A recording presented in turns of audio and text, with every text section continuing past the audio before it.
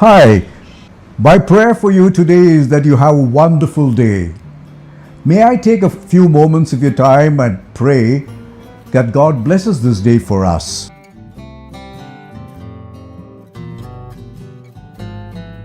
Thank you.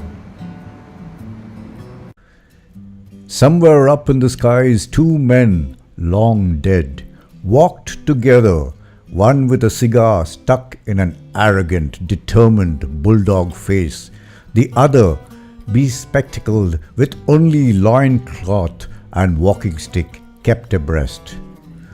70 years, Mr. Gandhi. Are you happy you freed your nation from me? Asked the cigar-smoking white man.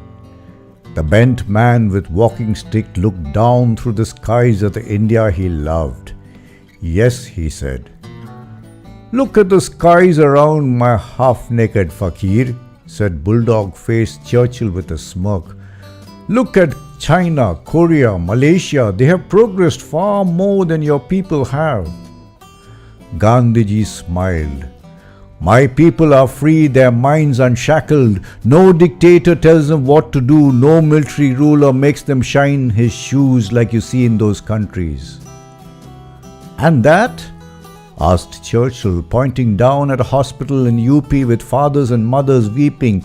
60 dead and there's hardly a reaction from the people, except for some newspapers.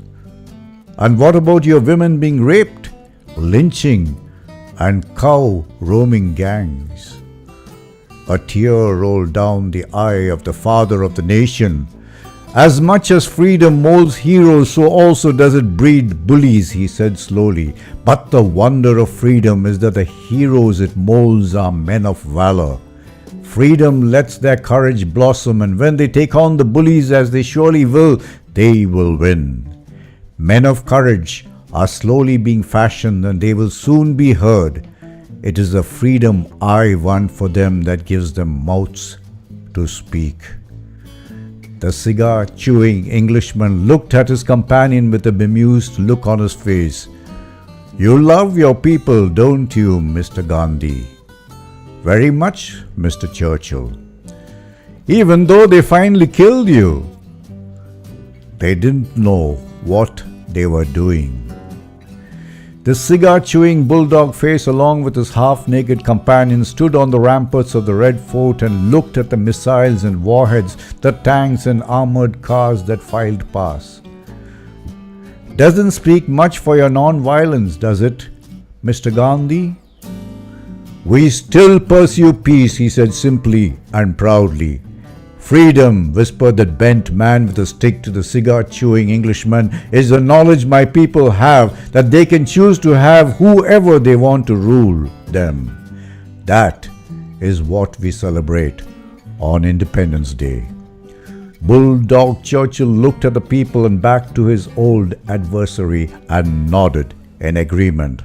They both stood ramrod straight as the national anthem was played and as the Mahatma shouted, Jai Hind! He heard clearly next to him the Englishman doing the same, and he smiled for a country he loved.